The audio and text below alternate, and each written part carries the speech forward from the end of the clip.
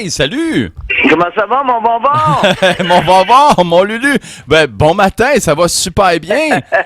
T'as-tu essayé de m'appeler? Eh ben oui, on a essayé de t'appeler, je me suis dit, il doit être en train d'écouter de l'assourdissante musique. J'étais au restaurant avec des chums, aux enfants terribles. Oh, les enfants terribles, ben Cohen, t'aurais dû les mettre de la partie en ligne.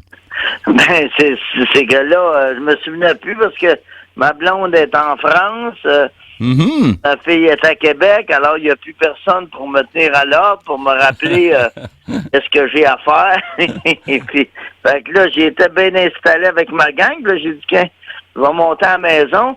Puis rendu à la maison, je me suis retrouvé devant un sac que Claudine Bertrand, la poète qui m'accompagne, m'a laissé. C'était pour mettre de l'ordre dans tous mes livres et je regardais ça. Hey, Yvon, j'ai peut-être 30 livres devant moi de Lucien Francoeur, mais ce qui est intéressant, c'est pas juste que c'est mes livres, c'est parce que c'est les différents imprimeurs qui ont fait ça, puis ça me tente de passer à travers ça, là. Ben oui. Tu sais, qu'est-ce que t'en penses? Écoute, ben, alors, je regarde ça, puis je pogne mon premier livre, Mini-Brix réacté. Uh-huh. Lucien Francoeur, l'Hexagone, puis je regarde au dos. Je suis posé avec un gros lighter Zippo, mais un Zippo immense, et je suis en train d'allumer ce qui a l'air d'une cigarette illicite. Et c'était Roland Giguère qui avait fait la maquette de ça. Ça avait été imprimé par André Goulet, oui, des éditions d'Orphée. Mais en regardant le recueil, tu sais, ils vont, puis je feuilletais ça, puis je me disais, Colin, c'était bien fait, tu sais, c'était l'imprimerie de base, là, c'était vraiment, un livre était vraiment, c'était important, c'était comme quelque chose qui, c'était pas anodin, et puis je lisais mes, ça remonte pour moi en 71, 72, puis je lisais mes premiers poèmes, puis je me disais, j'étais sévère quand je pensais à ça. Je me disais, ça remonte à loin, mais quand tu lis ça, là, puis tu as une perspective un peu objective, tu te dis, c'est pas étonnant que ça ait fait fureur à l'époque, là, Mini-Brix réacté, parce que il y avait rien qui se faisait comme ça, puis Gaston Miron avait dit, moi, je publie ça, puis il y avait eu de l'opposition, il y avait eu la vieille garde de l'Hexagone qui avait dit, non, on peut pas publier ça, il y a trop d'anglicisme. Puis quand je regarde ça, je me dis, ben, c'est pas bien différent de Rimbaud. Il y en avait des anglicismes dans Rimbaud quand il était allé en Angleterre avec Verlaine. Il y avait plein de poèmes qui avaient des titres en anglais. D'ailleurs, son recueil devait s'appeler Illumination, le recueil Les Illuminations. OK, donc, tu sais, et regardez ça, là, 40 ans plus tard, ça donne un coup, pas juste de nostalgie, mais des choses qui étaient bien faites, tu sais. Après ça, je regarde, j'ai dit, qu'est-ce que j'avais publié en Mais l'homme est toujours de son milieu, hein? C'est normal que ça sorte. C'était pas toujours l'ordre chronologique d'écriture, tu sais. Fait que là, je me demandais, j'ai dit, ça devait être un livre qui s'appelait Les Grands Spectacles, mais il avait été retardé. Puis finalement, je pense que le deuxième, ça a été Les Herbes Rouges qui l'ont publié, c'était Snack Bar. Un petit recueil de rien. Et c'était bon, là. C'était comme le format de la revue Les Herbes Rouges, tu sais. Mm-hmm. Et puis, ils ont commencé à publier des livres. Puis moi, j'ai été pas loin d'être le premier numéro des Herbes Rouges qui était devenu un livre. Et c'est extraordinaire quand tu vois ça. Tu te dis, Colin, on fabriquait des livres dans ce temps-là comme si c'était la fin du monde, le bout de la run. Là. Puis donc, après ça, j'ai eu Suzanne le Cha-Cha-Cha et moi. J'ai ça devant moi, je regarde ça. Je me dis, Colin, Miron à l'Hexagone, tu sais, il y avait du gars, ils vont parce que c'était pas la poésie que privilégiait Jean-Guy Pilon, ni Paul-Marie Lapointe, là. Ces gars-là voulaient pas vraiment avoir de poésie de même à l'Hexagone. Là. Je regarde, tu sais, j'ai mon petit snack bar aux Mais c'est ça, t'étais dans le trip de l'âme qui goûtait les choses à partir de son intériorité, là. Fait que tu vibrais dans tes gènes. Tu sais, on savait pas, là, on écrivait des affaires, puis on savait pas trop, là. Après ça, il y avait un éditeur qui s'est appelé, ça portait le nom de sa blonde, ça, les éditions Daniel Laliberté. Ah. Daniel Laliberté était de la chambre de Robert Monplaisir, Et puis lui, il avait publié mon recueil 5-10-15, qui était assez rock'n'roll. Et puis, il avait publié aussi mon roman d'amour, qui s'appelait Roman d'amour, un peu tout croche, avec des fautes d'orthographe dedans, mais aujourd'hui, c'est un livre de collection, là, Roman d'amour, tu regardes ça, tu te dis. Et c'est parce que ce qui est intéressant, c'est que tu avais des petits éditeurs comme ça qui pouvaient surgir. Lui, comme il a surgi de nulle part avec l'idée qu'il allait être éditeur. Et puis, tu avais quelques éditeurs spécialisés, comme, oui, l'Hexagone en poésie. Tu avais aussi les éditions de l'Aurore. Les frères Hébert avaient récupéré ça, puis ils avaient publié un de mes recueils qui était en retard parce que Louis Geoffroy, le poète, avait sa maison d'édition qui s'appelait l'Obscène Nyctalope. Puis il me promettait de publier mon recueil, et ça, c'était ce qui suivait exactement Mini-Brix Réacté, mais ça a été publié comme 3 recueils plus loin. Ça veut dire qu'à un moment donné, je me rappelle, les François Hébert puis Marcel Hébert des Herbes Rouges avaient dit bon, ben, on va le publier aux éditions de l'Aurore, mais c'est embêtant, Lucien, parce que dans le fond, ça aurait dû être publié tout de suite après Mini-Brix Réacté, mais ton chum Geoffroy, qui se prenait pour un éditeur, a pas respecté les délais, etc. Puis là, tu sors un livre qui ramène ton écriture en arrière au début avec Mini-Brix Réacté. Entre-temps, tu as publié Roman d'amour, Suzanne le Cha-Cha-Cha et moi, 5-10-15 et Snack Bar. Et il avait raison, c'était comme un anachronisme terrible, mais ils l'ont publié parce que ça devait être publié, puis à cette époque-là, il y avait comme une exigence d'éditeur, à savoir que on doit respecter la chronologie. Aujourd'hui, tu sais, on se fout de ça, on publie pas. C'est passé date, on oublie ça, on passe à d'autres choses, parce qu'il y a tellement d'affaires qui se font, qui se publient, puis qui s'oublient qu'à un moment donné, tu sais, c'est plus important. Mais à l'époque, il n'y avait pas encore trop de livres, tu sais, il n'y avait pas encore trop de poètes, fait que tu pouvais, les éditeurs qui étaient impliqués, là, vraiment, là, dans la fabrication de livres à partir de moyens artisanaux, ben, eux autres étaient conscients que c'était important la chronologie d'une littérature. Et puis avec l'Internet, c'est une autre façon de voir les choses, tu sais, je veux dire, pour le meilleur et ou pour le pire, c'est pas à moi de le décider, là, mais on verra où ça va mener, mais chose certaine, c'est plus le même monde quand je regarde les livres, la fabrication de ça. Hey, j'ai peut-être publié chez 12 éditeurs différents, et puis à chaque fois, tu sais, c'est un livre différent, c'est un travail différent, puis c'est merveilleux, je veux dire. Là, tu es dans le triage de toutes ces ouvrages. Je suis nostalgique. À soir, là, Yvon. Ben là, t'es comme dans Avant Ailleurs. Oui, là, je suis... On achève bien les rockers. Là, je suis avant toujours, parce que Avant Ailleurs, justement, je l'ai ici, là. C'était avec le livre que j'ai fait avec Claude Pellieu. Et, tiens, je l'ai dans les mains ici. Ben là, c'est Ne cherche rien ailleurs qu'ici, OK. Avant Ailleurs, c'était le titre du CD que j'ai fait avec Bram. Et tu vois, j'écoutais ça hier. C'est comique, ils vont, parce que avant hier, j'ai acheté un pick-up, ce qu'on appelle un pick-up, là. OK. Dans le temps, si tu parlais bien français, t'appelais ça un tourne-disque. Mais si t'étais un rocker, t'appelais ça un pick-up. Alors, j'ai acheté ça au centre-ville sur Sainte-Catherine chez Urban Outfitter. C'est un genre, tu sais, c'est comme une petite mallette, là, ça a l'air d'une petite valise de, peut-être pour traîner un laptop ou quelque chose. Et puis, il y avait toutes sortes de couleurs, turquoise, rouge, noir, brun. Puis, c'est un tourne-disque. J'ai eu des 45 tours, 78 tours, 33 tours. Puis, il y a 2 petits haut-parleurs là-dedans.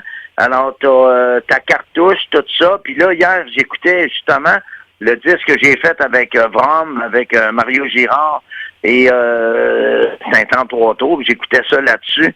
C'était comme écouter ça comme dans les années 60. Après ça, j'écoutais un disque des Doors, les sessions de Ellie Woman qu'on n'avait jamais entendu. Mais évidemment, c'est pas l'instrument idéal pour écouter comme du monde, mais c'est parce que c'était basic, là.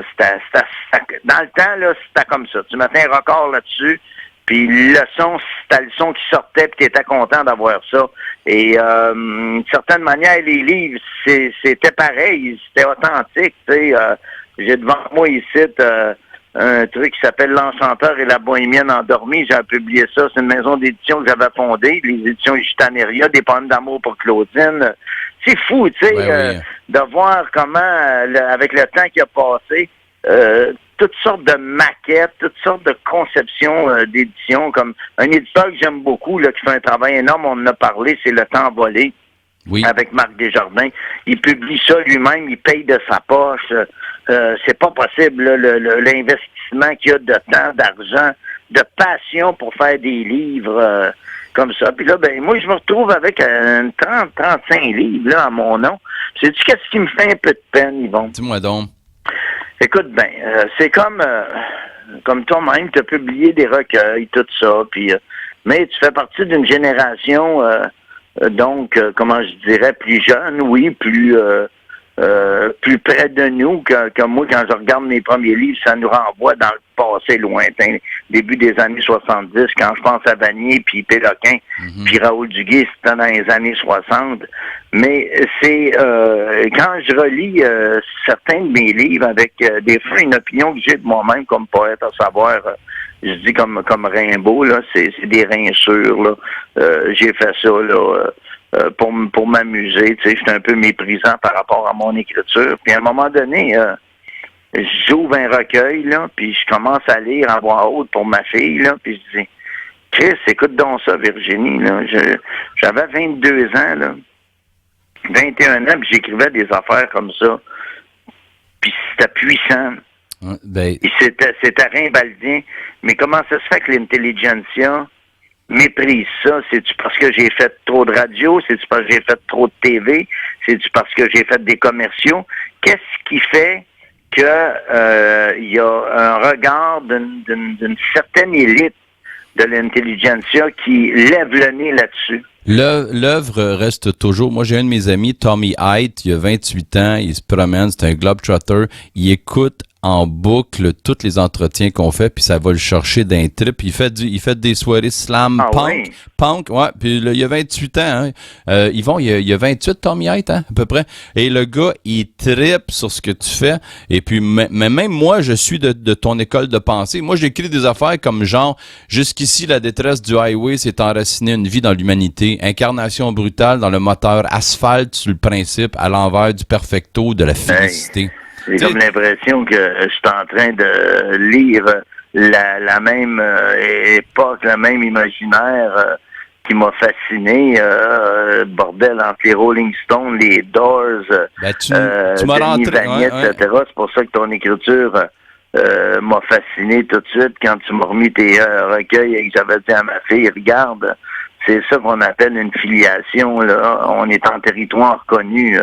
On a l'impression de lire ce que soi-même on aurait aimé écrire, mais qui est écrit autrement, mais en parlant de la même chose, avec les métaphores d'un même registre. Et mais tu sais qu'il y a quand même une sorte d'élite qui est en place, là, qui se donne les prix littéraires, oui. se donne les prix du gouvernement général.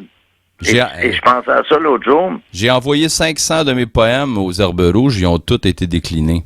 Tu vois, donc, c'est ce que les Herbes Rouges étaient au début, un éditeur dépisteur qui était vraiment à la proue des écritures qui surgissaient comme ça.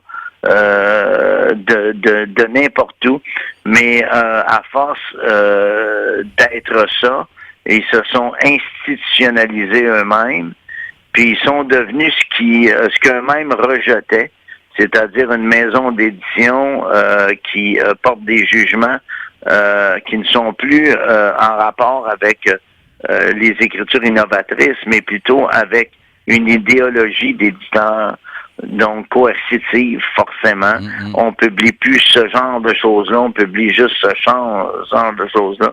Alors qu'au début, ils pouvaient publier en même temps un Normand de Bellefeuille, un Lucien Francard, un Patrick Straham, et ainsi de suite, un Corriveau. Donc, ils avaient une ouverture, un éventail incroyable. Et Mais ça se perd quand les maisons d'édition s'institutionnalisent, sont de plus en plus subventionnées. Il y a toi qui aimes ce que je fais. Jean-Yves Roy, tu connais le poète? Oui. Lui, il aime ce que je fais. Lui aussi, il comprend pas. Et M. Royer lui-même, il me dit, il y a une étincelle dans mon écriture, il comprend pas. Puis en plus, les affaires que je t'ai données, c'est des affaires de 3 ans. Là. Aujourd'hui, je suis encore ailleurs parce que je m'y suis donné à temps plein. J'avais un restaurant sur le plateau Mont-Royal, je l'ai vendu il y a 3 ans. Je sais pas si tu as déjà été mangé là, le Piri Piri, la place de poulet portugais. Oui, mais Colin, non seulement oui, mais souvent... c'était où, là, exactement? Parce que je sais que je suis allé avec ma blonde, mais je me rappelle plus la rue. Il y a Saint-Denis puis Mont-Royal, sur le coin de Saint-Denis puis Mont-Royal, Piri en face du métro.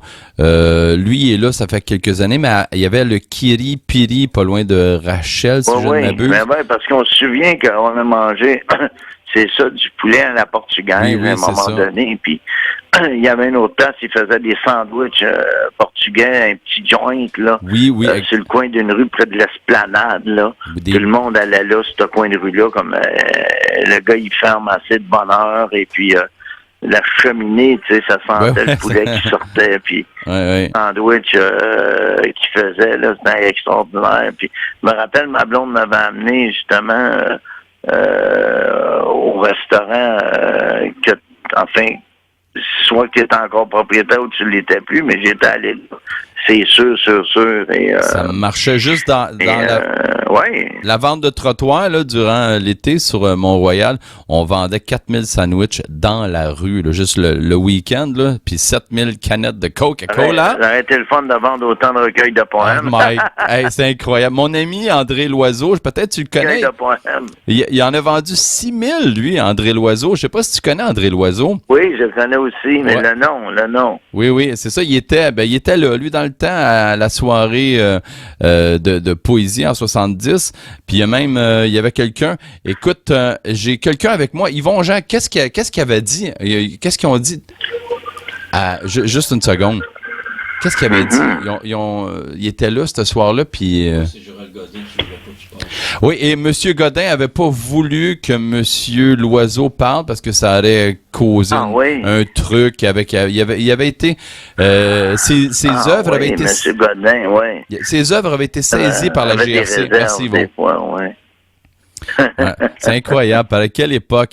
Et là, je peux te dire une chose, en tout cas, c'est que oui, la poésie a toujours du sens, mais la fabrication des livres, ça, c'est définitif que c'est un art qui s'est perdu parce que on fabrique plus des livres comme on les fabriquait. Puis moi, tu sais, je te jure, là, sincèrement, si tu pouvais entendre ce que je peux dire de ce que je pense de ma propre poésie, des fois, c'est comme pas tellement édifiant.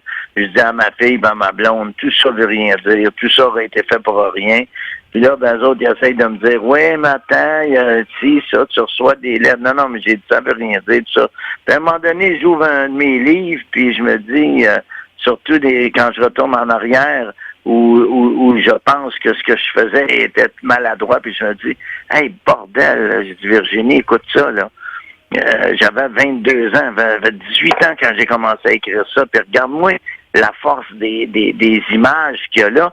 Puis là, je me dis, mais comment ça se fait que X, Y, Z de l'Université de Montréal, puis du comité du prix de ci, puis de ça, comment ça qu'ils sont pas capables de lire dans le texte mais ce qui est aussi fort que des images sorties tout droit de Rimbaud ou de Charles Cros, de whatever, qu'est-ce qui fait que il y a un blocage comme ça autour de la poésie qui vient pas de l'université, qui sont pas des couloirs universitaires?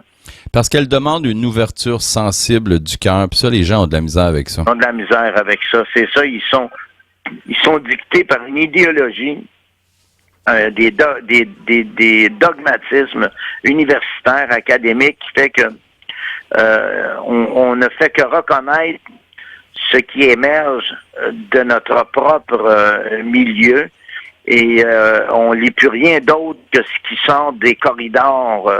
Alors c'est pourquoi les années 70 et 70 étaient tellement incroyables, c'est que les universitaires n'avaient pas fait encore main basse sur la poésie de rue, la poésie des visionnaires au quotidien. Ils n'avaient pas encore là vraiment jeté leur encadrer ça là et dire ça c'est de la marginalité, c'est pas intéressant parce que c'est pas cautionné par nous. Mais et c'est pour ça que moi je trouve que les années 70 c'était incroyable parce que on pouvait les déflagrer toute cette gang-là d'universitaires élitistes, on pouvait les exploser parce que la poésie, ça se faisait dans les champs, dans les rangs, dans les ruelles, dans les rues, dans les bars, dans les cafés. Elle se faisait pas assis dans son bureau en attendant ses vacances d'été, puis en se positionnant pour avoir la bourse et ensuite le prix, puis ensuite la résidence, et ainsi de suite. Et ça, c'est un grand scandale parce que cet argent-là, c'est de l'argent qui devrait retourner aux écrivains, aux poètes, aux dramaturges, à tous ceux qui œuvrent en dehors des cadres de l'université, et puis des plugs, puis des connexions, puis des amis.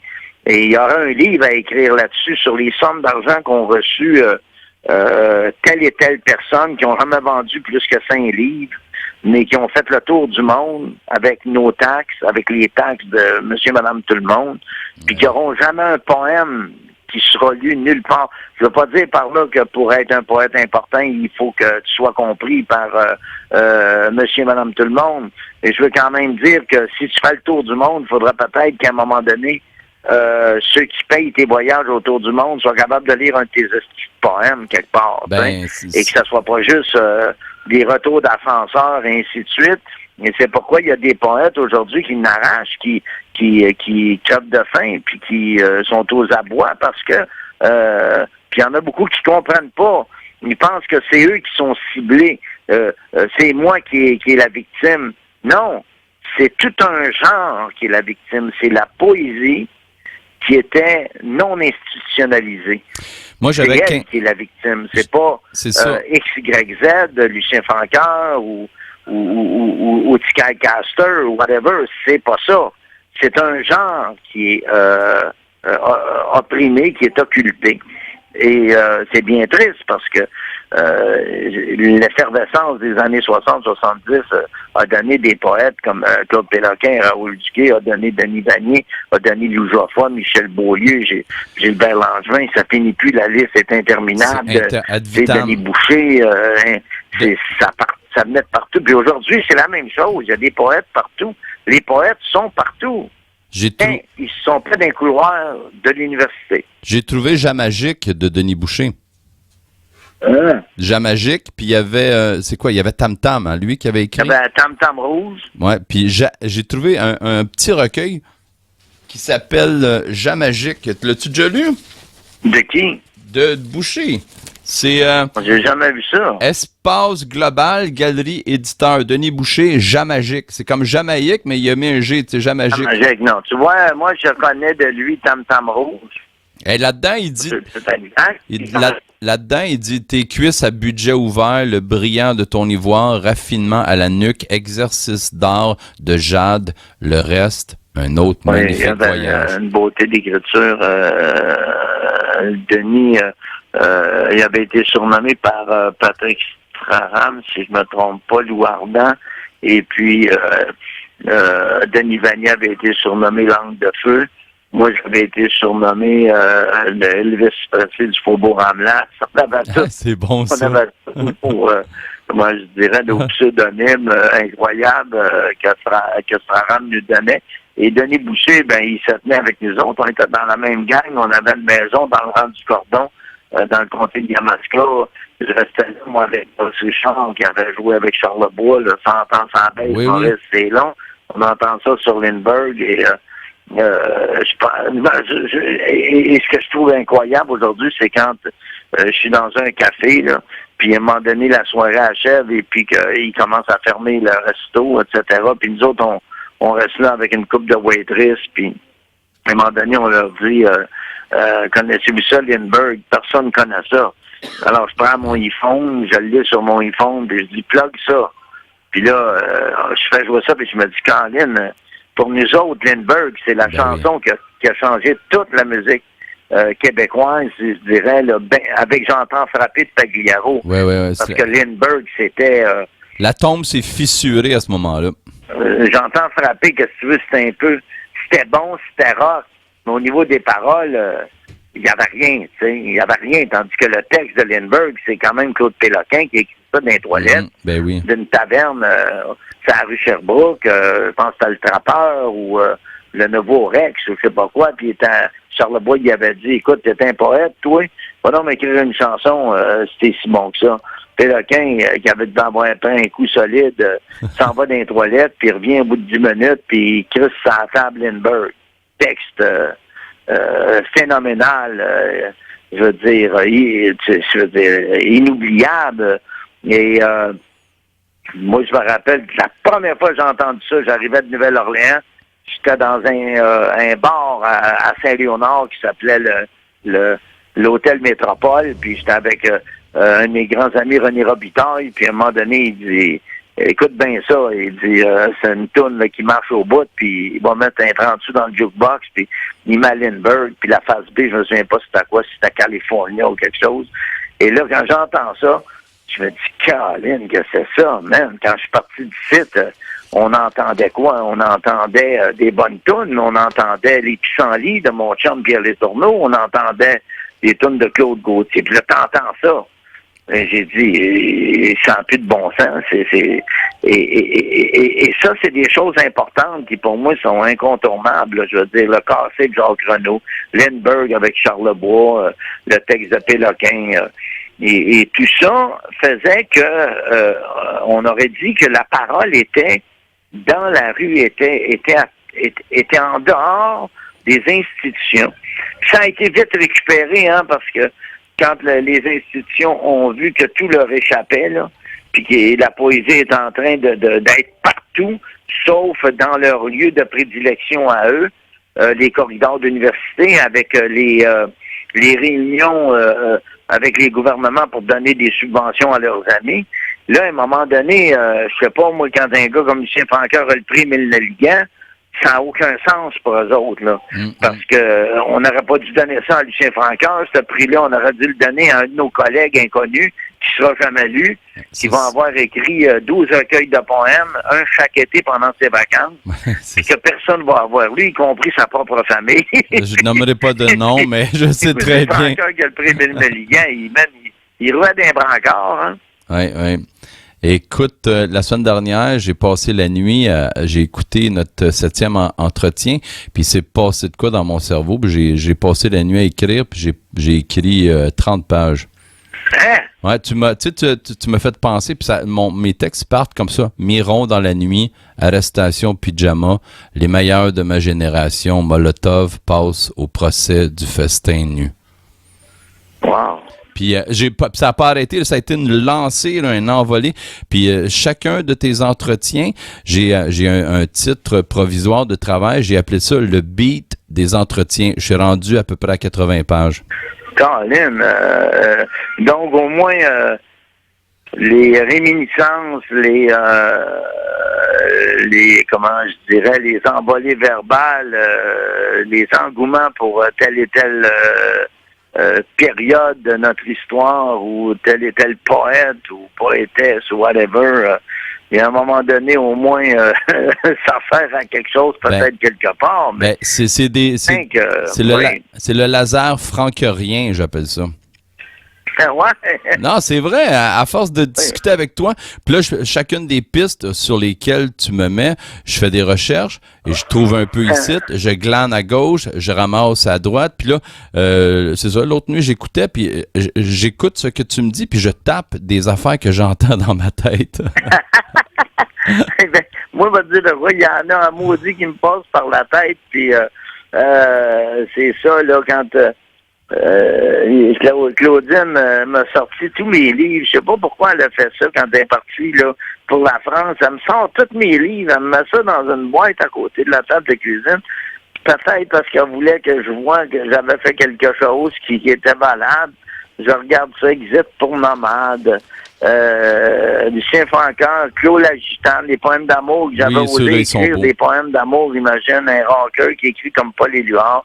J'avais, les rockers sanctifiés, un livre, ça m'a pris 4 ans à écrire ça, Yvon, les rockers sanctifiés, avec à la plume, là, puis l'encre noire, j'écrivais avec des rapidographes. Et ce livre-là, je veux dire, on peut dire qu'il est 20 ans avant son temps, ce qu'on appelle maintenant des graphic novels ou des graphic books. C'était vraiment un livre graphiquement fabriqué avec une écriture calligraphiée comme les scribes égyptiens. Là, j'ai un autre dans les mains, c'est quoi? C'est Rock Désir. C'était mon premier livre où on réunissait les chansons. Ça a été suivi plus tard par Chant de l'Amérique inavouable chez VLB Éditeur, encore une fois, c'était les chansons. Tu regardes ça, tu te dis, oups, tout d'un coup, tu as un livre à compte d'auteur. Comment j'ai appris à écrire Claudine, édition d'Orphée. J'avais payé pour ça parce que c'était des poèmes d'amour que j'écrivais pour Claudine, puis je me suis dit, il n'y a pas un éditeur qui va publier les poèmes d'amour de Lucien Francaire. Ils vont dire, voyons, il devient gaga. Mais mes poèmes d'amour avaient quand même du torque, qu'on appelle. C'était pas n'importe quoi. Puis j'avais publié ça chez Orphée, l'un qui s'appelait Comment j'ai appris à écrire Claudine. L'autre, c'était Claude la Gitane. Et, tu sais, puis là, j'ai devant moi, fabuleux recueil, ils vont Drive-In, mais la version Poésie 76 aux éditions Segers. Ben, les éditions Segers, là, c'est le plus grand éditeur de poésie du début du 20e siècle.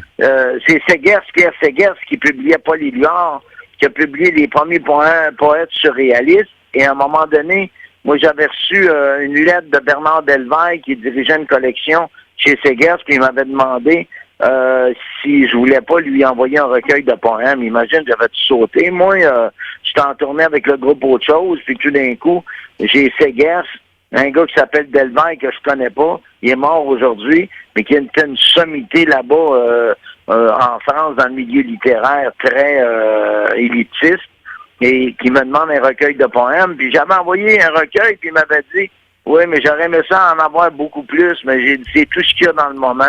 Puis c'est un petit recueil, mais ça m'a fait son effet, là, tu sais. J'en ai un autre, c'est des images pour une gitane, publié aux éditions d'Orphée.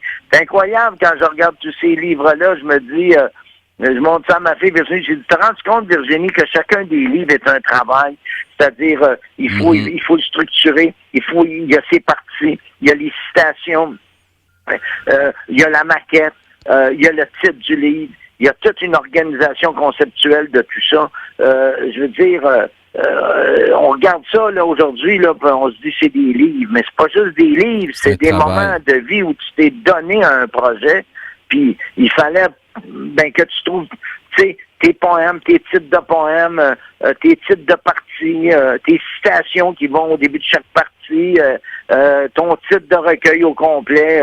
Il y avait toute une organisation. Si tu avais des images dedans, ça n'enlève de rien là, quand tu fais un livre, mais quand tu arrives au bout d'une vie, là, puis tu te dis, Colin, il y en a 30 livres comme ça.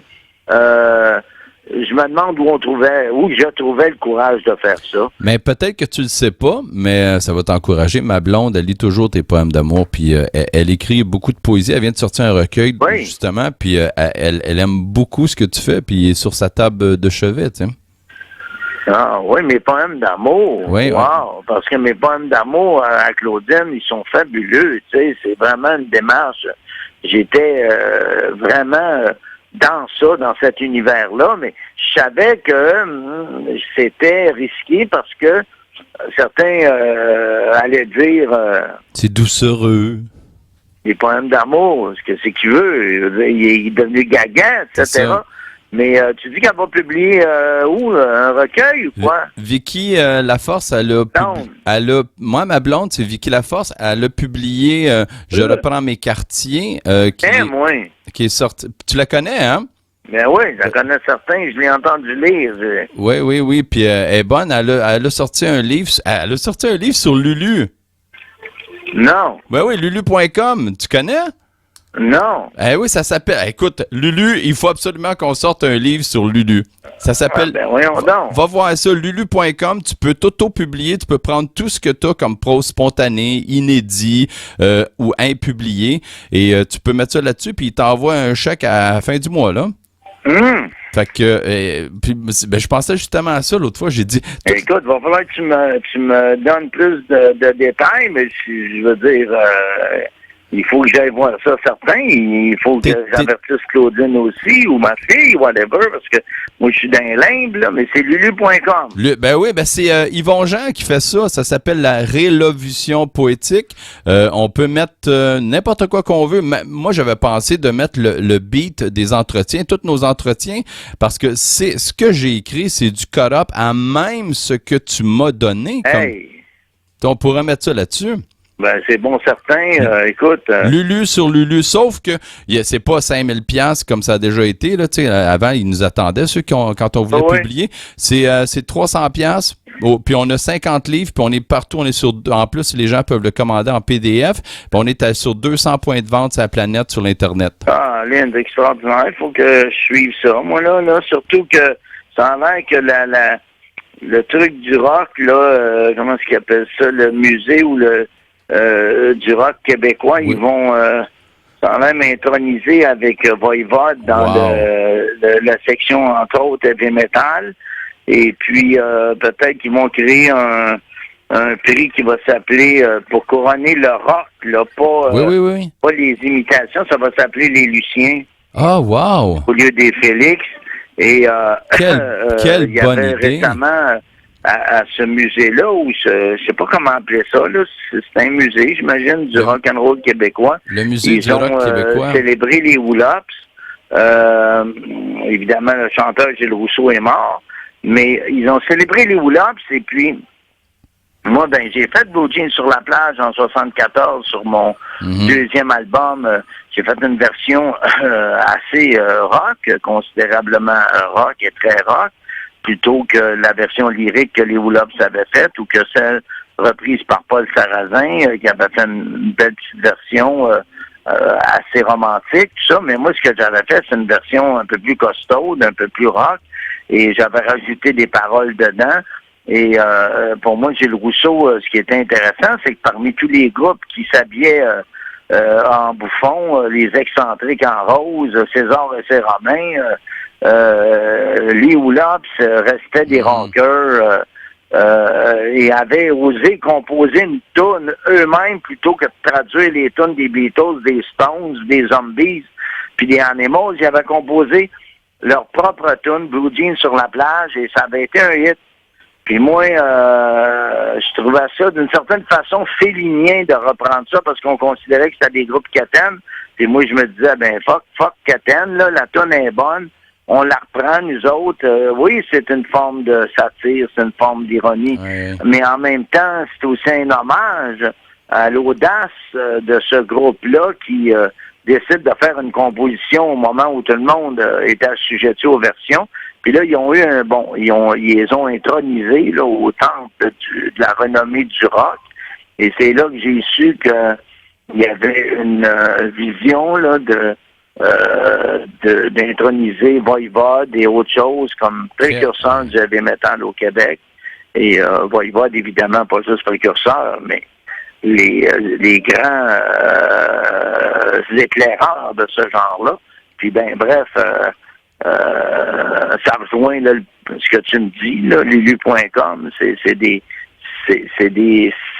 balises qui sont là sur la route de la création. On veut dire qu'on n'est pas complètement oublié, on n'est pas complètement désuet, mais faut être attentif, ils vont, tu sais, je veux dire, voir les choses qui se font. Moi, avec Claudine, puis avec ma fille Virginie, ben ça me tient au courant parce qu'elle fréquente beaucoup les lieux de lecture, les lancements, ainsi de suite, puis j'apprends tout ce qu'il faut, parce que moi, je vis dans mon sanctum, là, complètement isolé. Mais je suis content de voir que... Les Luciens, ça serait super, ça. Ça va être comme une remise de prix pour... pour le rock, pas pour le pseudo-rock, pas pour le folk rock, mièvre. pour le rock, le vrai rock, tu sais, comme, tu sais, que ce soit le rock, que ce soit le hard rock, que ce soit le heavy metal rock, que ce soit le punk rock, mais le vrai rock, là, eh bien, il y aurait un trophée ou une médaille qui serait un Lucien, comme un Félix, mais là, il n'y aurait pas d'équivoque, c'est-à-dire que moi, il y a une année, en 2005, où j'avais fait le formidable CD Chansons d'épouvante, où je reprenais les tunes d'autres choses de 73, 74, 75, 76, là, avec la gang de Voivode, Grimmskong, Groovy Hardware, qui avait Piggy, qui est encore en vie. C'est la dernière fois qu'il jouait live sur un CD. Il est mort après. Eh bien, cette gang-là de la disque ont jamais été assez allumés pour dire, ben, cette année, le Félix Rock va, Colin, à ce band-là, autre chose, qui renaît avec des musiciens tous légendaires dans la musique d'avant-garde québécoise, Groovy Hardware, Grimmskong, puis Boy Bud, puis ainsi de suite. Non, ils ont donné ça à quelqu'un que je nomme pas parce que c'est pas une méchante personne, c'est une petite rockeuse qu'il y avait à l'époque, mais rockeuse, là, entre guillemets, parce que tout de suite après, il est devenu country, puis même quand il était rock, il était pas vraiment rock. Alors, à un moment donné, moi, ça m'a rien fait parce que j'ai pas besoin de ça, mais ça m'a fait de la peine pour deux choses. Un, pour les musiciens qui admiraient le travail d'autre chose parce que ça les avait influencés à faire ce qu'ils ont fait chacun dans leur domaine avec leur groupe, mais quelque part aussi pour le rock en tant que tel, c'est que si tu as un truc à donner au rock, puis que tu le donnes à quelqu'un qui fait du rock à la je sais pas quoi, là, mielleux, bubblegum un peu, ce qui est pas mauvais, mais quelque part, c'est que tu boudes là la seule occasion que tu as de couronner une performance rock, un événement rock et autre chose à ce moment-là, avec Chansons d'épouvante, ça avait été, tu sais, vraiment reçu comme un événement. Mais c'est pour ça qu'eux autres, au temple de la renommée du rock, ça va être pour le rock et pas de compromis. Quelle bonne idée. Écoute, je vais t'amener sur une autre piste qu'on a déjà explorée. L'Anovulatoire de Mario Campo, je l'ai trouvé. Oui. Quel beau petit recueil. C'est rempli de petits feuillets détachables. Oui, tu as trouvé ça où? J'ai trouvé ça au Puits du Livre sur Masson. Bon, ben tu sais, tout ça, là, c'est comme c'est comme une chemise un peu. Oui. T'as les feuillets détachés à l'intérieur, c'est ça? Oui. Ils sont pas reliés, ils sont pas cousus, ils sont pas brochés. C'est des inquadros qu'ils appellent, là. C'est des, je pense que c'est des 4 pages. C'est tout est réuni dans un genre de petite chemise miniature, là, où tu as des rabats à l'intérieur, je pense, pour tenir ça. Mais c'est extraordinaire, ce recueil-là. Ah, il est vraiment beau. Moi, je l'ai lu, puis tu sais, une place, il dit « Que faire lorsqu'on a une âme d'artiste?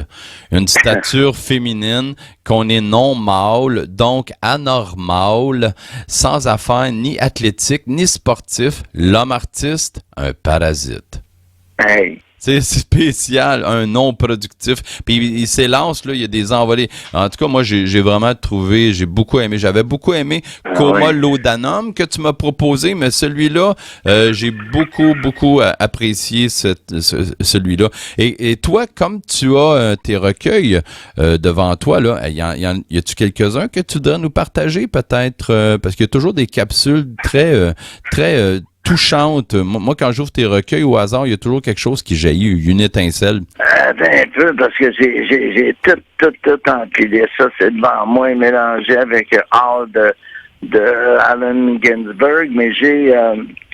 je sais que je te trouverais, là, parce que l'autre jour, je m'émerveillais devant un truc qui est ici, là, je disais à ma fille, écoute ça, là, je veux dire, écrire des affaires de même, Virginie, là, où j'avais la tête, qu'est-ce que je pensais pour faire ça. Et je dois avoir le petit livre, tiens, ici, là, voilà. Alors, j'ai écrit ce livre-là à un moment donné sur le fly, et ça s'appelle, c'est magnifique, Perfecto Nuit, bouge pas. Là, j'arrive, là, me voilà, bon, je Ça s'appelle Perfecto Nu. Ça avait été publié par Jacques Langto quand il dirigeait VLB Éditeur. Et ici, j'ai un titre de poème qui s'appelle Morrison Hotel, 1240 Hope Street, Los Angeles, California. D'étranges velléités insidieusement me reprennent. À la périphérie, c'est la banlieue et la torpeur étanche, où le soleil indéhiscent cerne l'ombre, pendant que s'approximatisent les effractions. Une quiétude séismique, prémonition contre le sol qui mugit, c'est un souvenir bavard, une panique intérieure, as we run from the day to a strange night of stone. Express solitude, thébaïde de belles folies rhizomes, l'existence par la porte d'en arrière et le destin incroyable épinglé au perfecto comme un viol de nuit incurable. Petit poème comme ça, je dis à ma fille, j'ai dit, j'aurais beau penser que j'étais un poète mineur, là, Virginie, là, mais ça, c'est un texte, là, dur à côté, puis que la petite crise de gang de l'université essaye de s'engosser dans des écorces d'arbres, des poèmes de même, puis on s'en reparlera. Parce que des fois, il faut être aussi un petit peu prétentieux, là, Yvon, parce que à force de toujours se dire très humblement, je ne suis qu'un poète passager, j'ai été à peine un homme de quelques mots, je suis plutôt un amuseur public, je me suis éparpillé comme clown cathodique, télégénique, etc. Puis à un moment donné, tu es assis un soir, tu bois une fin du monde, puis tu tombes sur un texte comme je viens de lire ou un autre, puis tu te dis, à travers tout ça, là, il y a eu des moments où j'ai été habité et la muse avait pas peur de moi. Elle était direct à côté. Puis elle se le tenait pour dire. C'est bien dit. Quelle belle envolée. C'est vraiment agréable de discuter avec toi à chaque semaine. Et puis là, je voulais savoir, est-ce que tu es à ton studio ou tu es libre ou il y a encore quelques petits trucs que tu voudrais nous partager?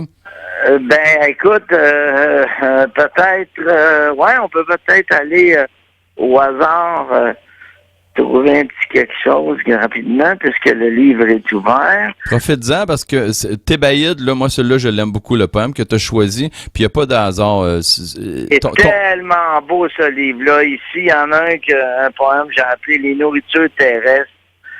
Et j'ai une citation qui se dit Don't go no further, you need meat », Jim Morrison.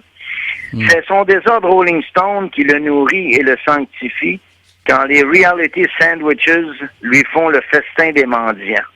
Sur la route de la soie, le soir, l'émeute le trouve en attente dans la grâce et l'overdose.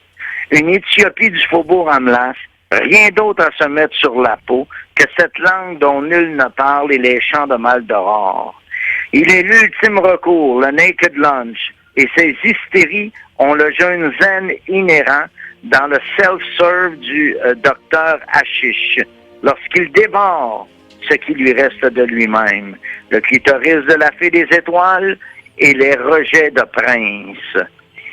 Nous communions encore au pornographique délicatessen, où les lesbiennes d'acide et les filles commando bandées sniffent l'odeur des athlètes et des travestis kamikazés, quand plus rien ne vaut la peine sauf la peau d'un rosaire, et peut-être les menstruations des maîtresses Cherokee.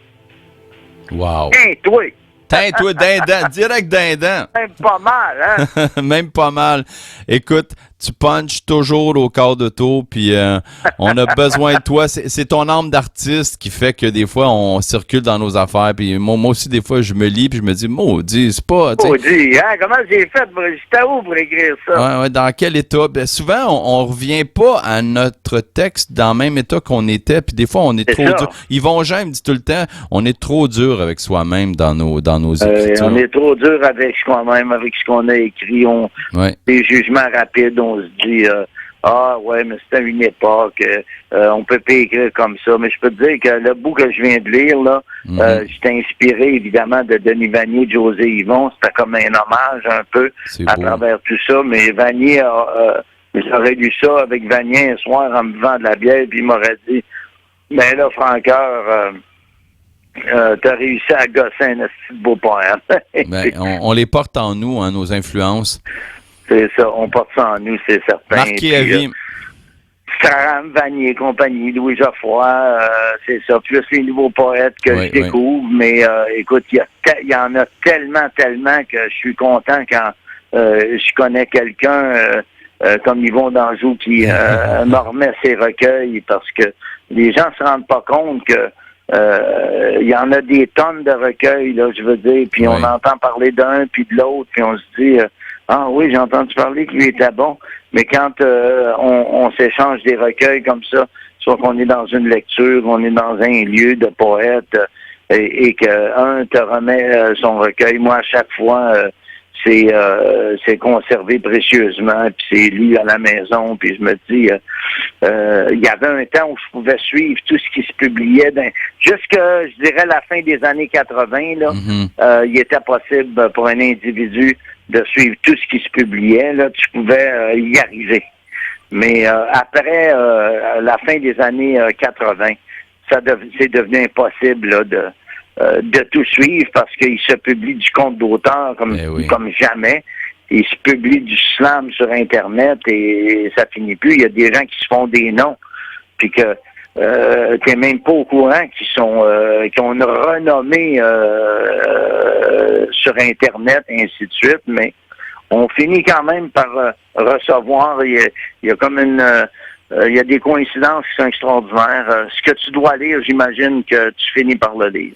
Ben, on finit toujours par trouver quelque chose. La semaine prochaine, je vais te partager des trouvailles. J'avais une pile de livres aussi, puis toi aussi, t'en avais accumulé. La semaine prochaine, là, je vais avoir des surprises, là. Wow. Parce que là, aujourd'hui, la grande surprise pour moi, c'était qu'on m'avait laissé mon œuvre au complet devant moi. Je ne sais pas si c'était un coup de...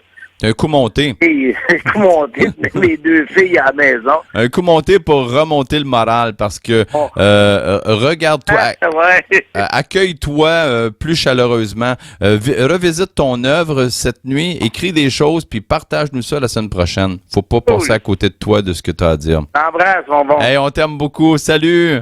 Merci d'avoir appelé, puis n'hésite pas. Quand des fois je réponds pas, sonne un peu plus longtemps, parce que des fois, je peux être sur la route, en route vers la maison. Donc, on va à peine tombé, là, on s'est pogné sur le fly. On était dû. On était dû. On va sonner comme faut. Puis dis merci à ta fille pour le courriel qu'elle m'a envoyé. Elle a lu Urbanidé, puis elle a dit qu'elle a beaucoup aimé. C'était trippant. Ah, ben, si elle te le dit, c'est que c'est vrai, puis elle est honnête, puis elle prend pas de détour, etc. Et comme disait Rimbaud, eh ben, le poète doit se faire voyant par un long et raisonné dérèglement de tous les sens.